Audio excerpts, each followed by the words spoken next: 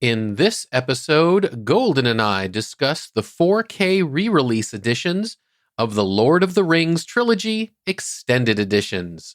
Full speed ahead. The Omega Beam. Full power.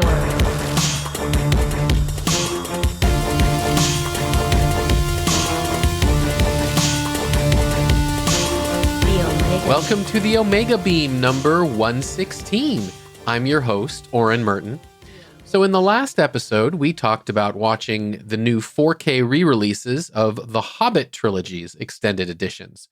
This episode, we talk about watching the 4K re-releases of the Lord of the Rings extended editions. Considering these movies are from 2001, 2002, and 2003 respectively, we're not terribly worried about spoilers, so keep that in mind. And let's get to it. I am here with Golden to talk about the Lord of the Rings film trilogy re-release in 4K, specifically the extended editions. So these movies have been around a long time. They've been, they were filmed over 20 years ago. They came out 2001, 2002, 2003. So they've definitely been around for a while. So we're not as worried about spoilers on these. And they're still just beautiful movies. They are. They're absolutely spectacular. For those, I'm sure if you're listening to the Omega Beam, you have heard of the Lord of the Rings trilogy of films. They were considered some of the most influential films. They made more money than is legal. They won Academy Awards as well as every other kind of award. They were not just good fantasy movies, but they were good movies. And so why did you decide to rewatch them now? Because they just came out with a 4K version of them all, and I am a stickler for the very, very best quality that I can. And since we'd never talked about these films on the Omega Beam before, it seemed like a wonderful opportunity. And we did go back and we watched the trilogy, I think, during the summer. We did. And then watching it for the 4K, which I didn't watch every single minute this time. But still, from what I saw, I mean, it's just, they were beautiful films before. Right. I remember when I originally saw them, I thought, wow, these are really beautiful. It's just, they are really long. They are really long, especially the extended editions, which we watched, which added, in some cases, up to an hour. Because some of them were like footage. Was one of them 5 hours? Yeah, they're pretty close. I think they were all 4, and one was 4.5, whereas the theatrical versions were more like 2.5 and 3.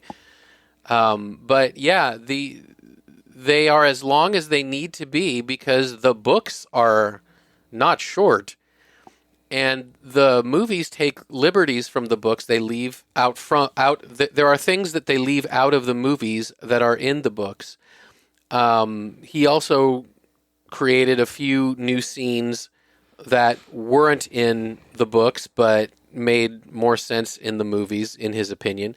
I actually like, I love the Lord of the Rings novels. They were what inspired me to become a novelist myself. And I love the books as they are, but I understand almost all the changes that he made, and I approve. The one that I don't like is in the Two Towers when Faramir takes Frodo and Sam and Gollum to Osgiliath before he lets them go, whereas in the novels he just let them go. I understand why Peter Jackson said he felt the need to do that because we're fans of the books and we understand the magnitude of all of the magic items and the powers and etc. But one of his challenges in reaching a more mainstream audience is how do you convince people who aren't invested in fantasy and magic and all these other things to fear a piece of jewelry? How do you get them to think that this little bitty gold ring is somehow powerful enough to move people to do things they don't want to do and to corrupt them and to cause wars and all of these other things?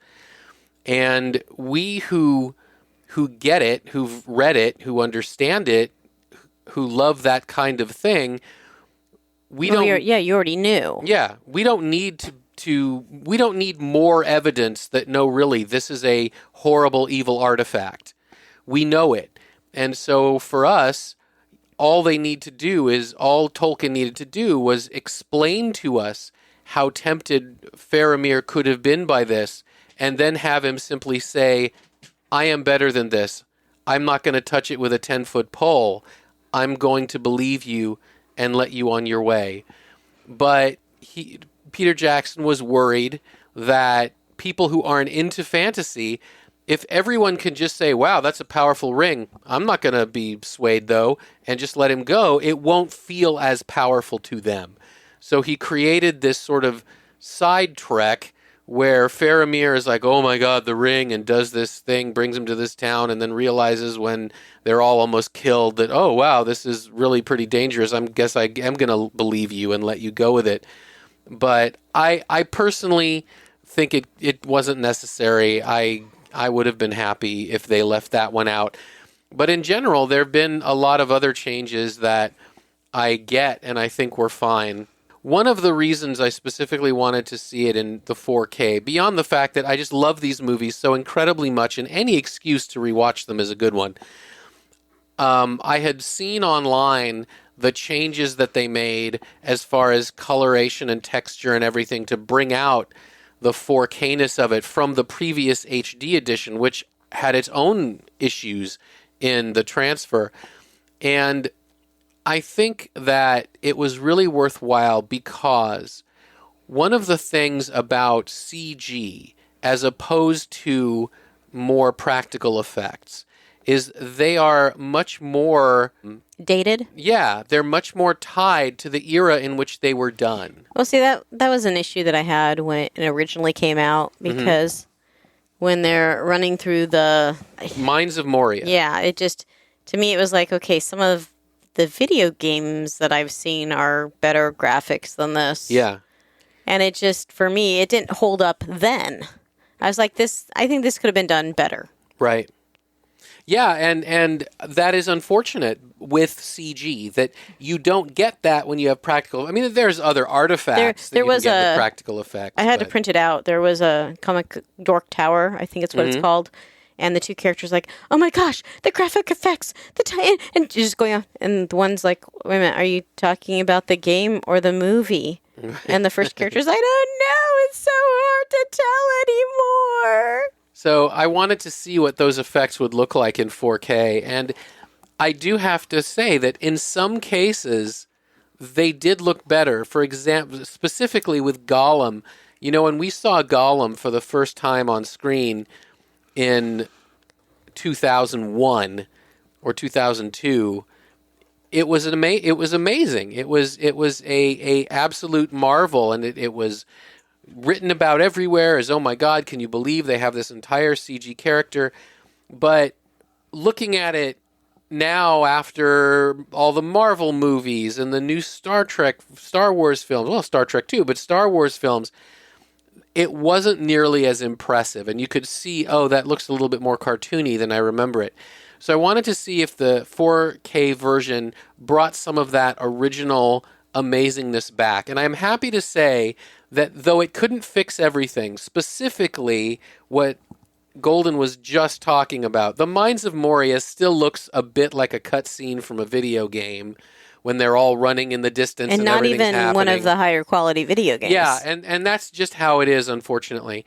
But I do think they really cleaned up a lot of the scenes with Gollum, and the movies benefit from it. They really do. I think also we're talking about the 4K-ness, the video quality. The audio quality is also enhanced as well with Dolby Atmos and everything else.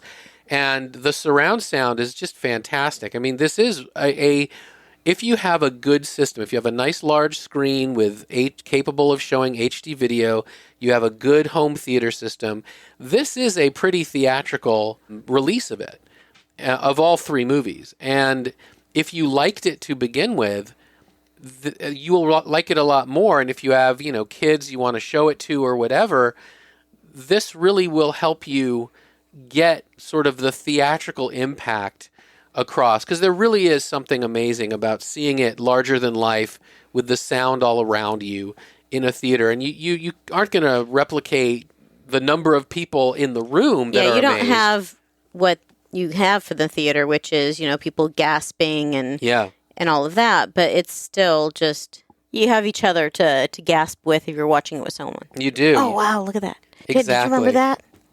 Exactly. And these movies, for those of you who didn't watch a lot of fantasy back in the day, I remember growing up and loving King Arthur and fantasy stories, and occasionally TV shows like Xena and the Hulk and things, and not the Hulk, Hercules. And I liked the Hulk. no, I liked the Incredible Hulk too. It just wasn't high fantasy. I love the Hulk. But they were all different levels of camp. They were all different levels of cheese at the time. I think Excalibur was the only movie that really had a fantasy element that didn't have any cheese to it, that it was pure Arthurian legend and goodness, and it really looked, quote unquote, authentic. And we were just used to that. We were used to fantasy being cheesy. I think Willow actually was an example of fantasy. Adventure. An example of great fantasy that wasn't cheesy. But those were few and far between, unfortunately, back in the day. And The Lord of the Rings, for fantasy fans, really showed that they didn't have to be cheesy. I mean, before Lord of the Rings, you had to go back to probably Willow. And before Willow, you had to go back to Conan the Barbarian before you could really get fantasy movies that looked like they were being taken completely seriously. And the sets and the production design and the acting and everything wasn't horribly cheesy. And unfortunately, after Lord of the Rings, you also got some super cheesy movies. There was a Dungeons and Dragons movie made in the 2000s that was, I don't know why Jeremy Irons agreed to be in it, but boy, he was just chewing up the scenery, and it was all CG, and it was not particularly great. And the Lord of the Rings movies stand out as this just glorious beacon of hope that fantasy movies, when given that level of care, that level of great acting, great production, great source material, can be wonderful. Yeah, I mean, you look at the characters. I mean, I have this image of Frodo, and you can just see what they did with the makeup. He looks so tired. Yeah. He looks like he's on the edge of exhaustion. Mm-hmm. And the actors just do a really great job. But one of my other, I think I told you this, when Aragorn throws open those doors and walks into the hall, that's just one of those images that sticks with me. Mm-hmm. And there's a lot that just stick with you.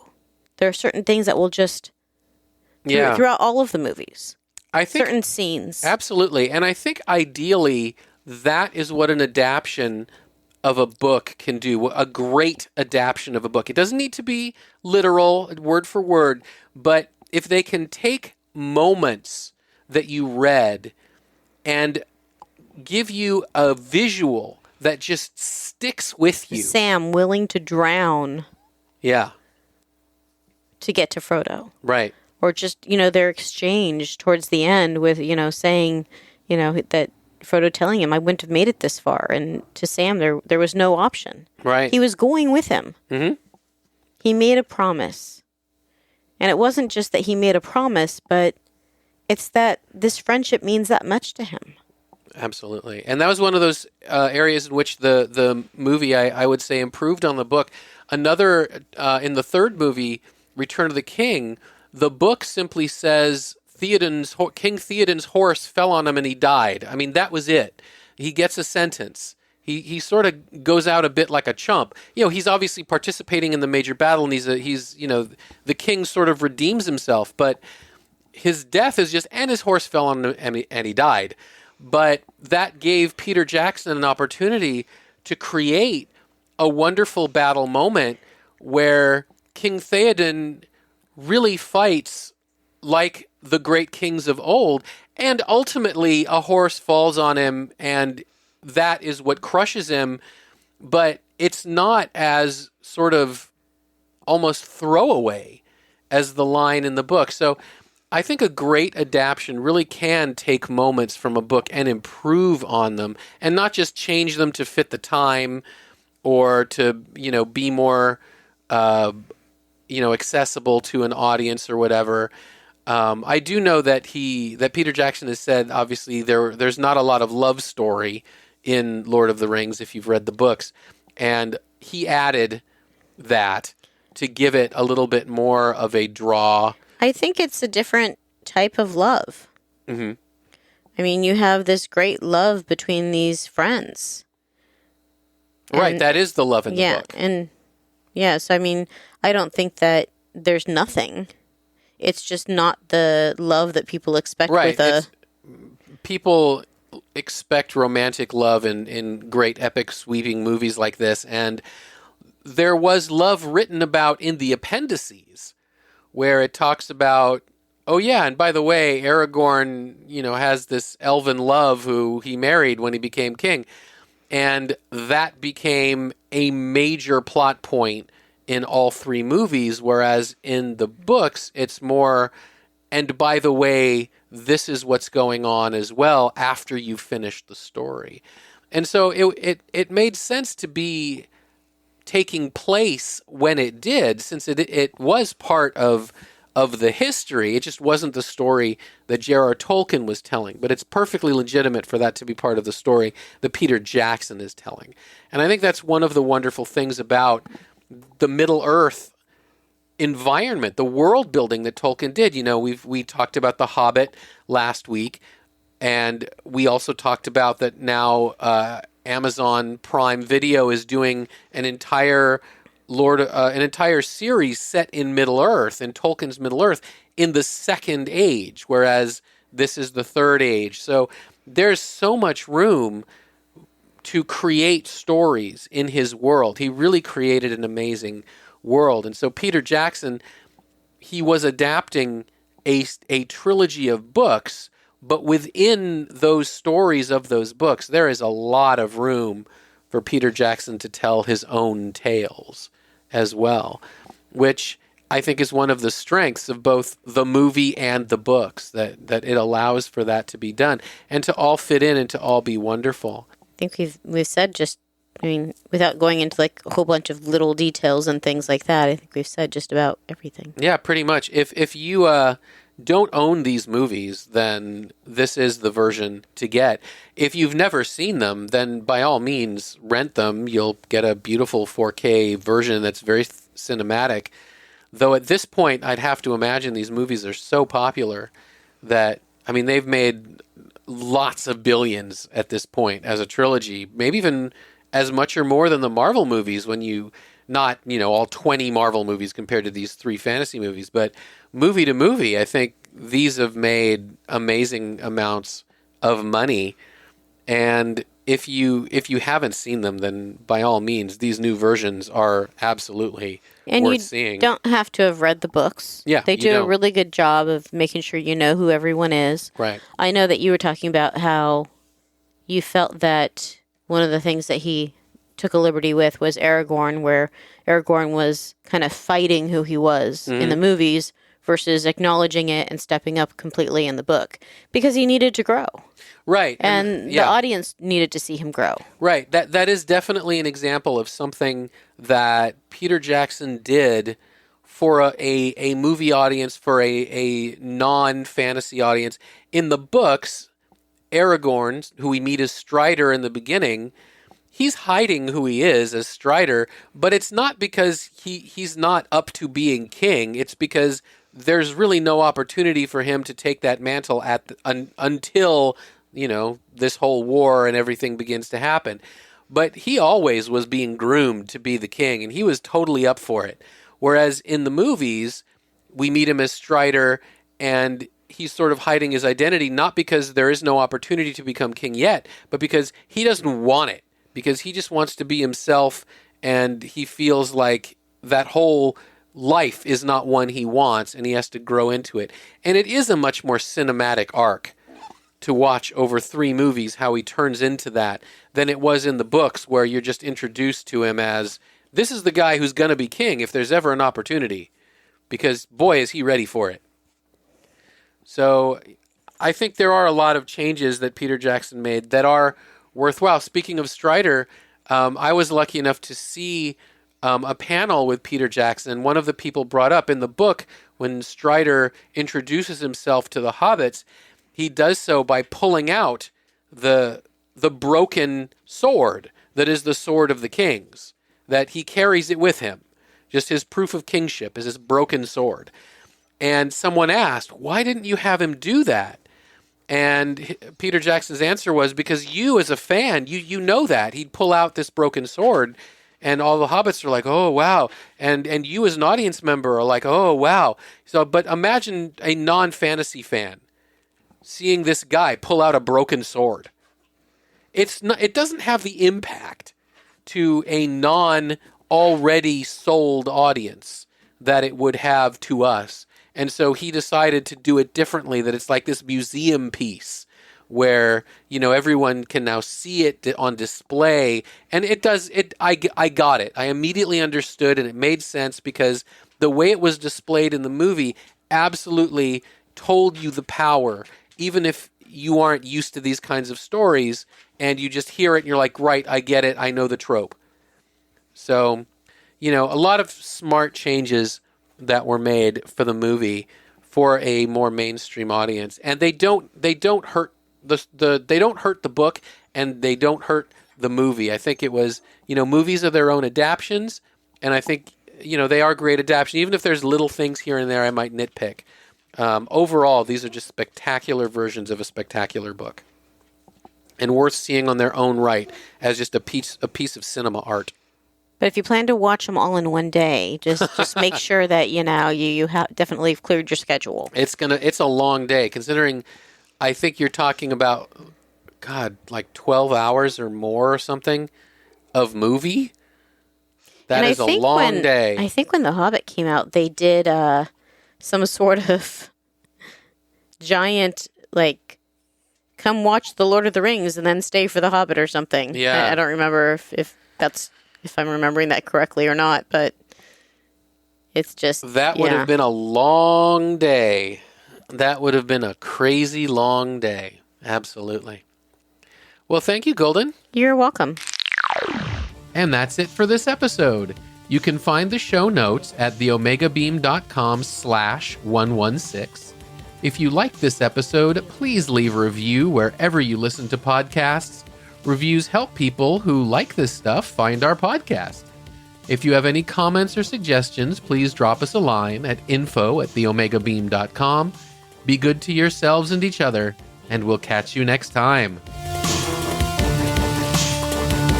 The Omega Beam. Full stop.